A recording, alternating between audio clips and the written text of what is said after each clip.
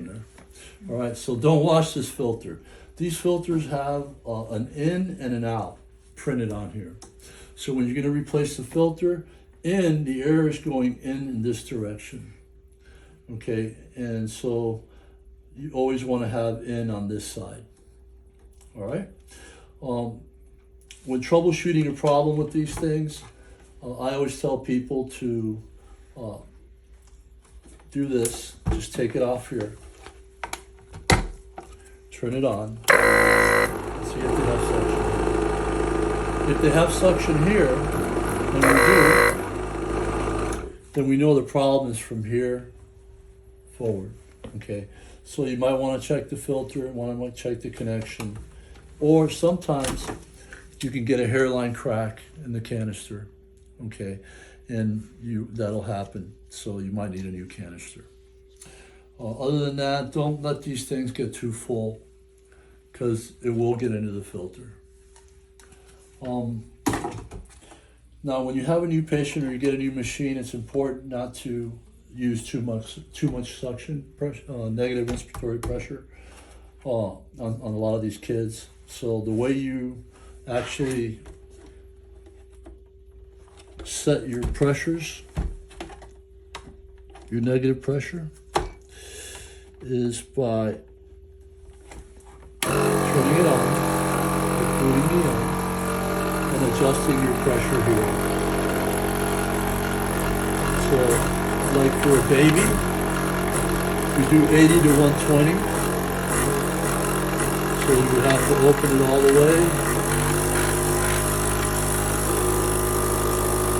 until you get to as close as you can to where you want to be.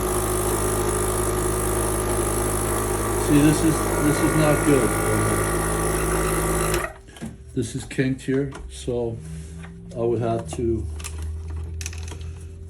would probably cut this here and make it shorter, so this wouldn't be kinked. All right.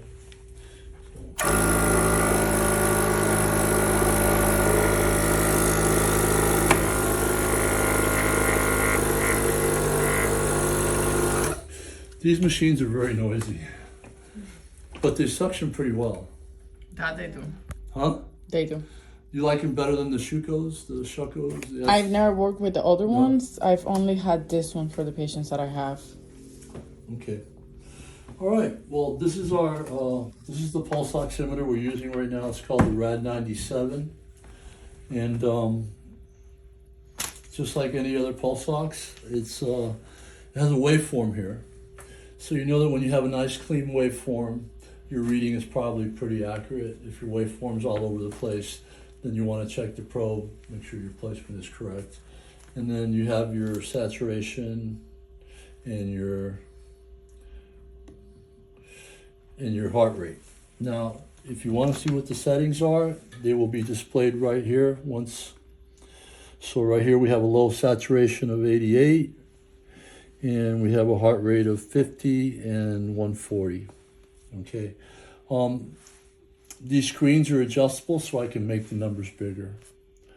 Right now I have it with a graph. Okay. You know that if you don't have you don't have a light here, then you got a bad probe or a bad patient cable. And right now we don't have a light. So.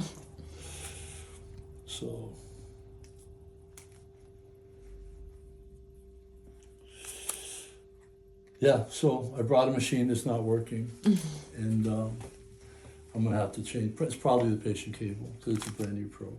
So.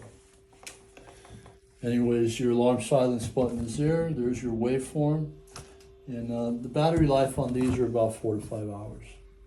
The Rad-G, the one that you had before, was 20 hours.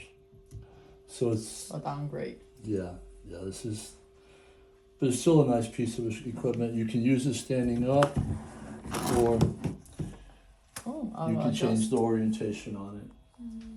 Okay. And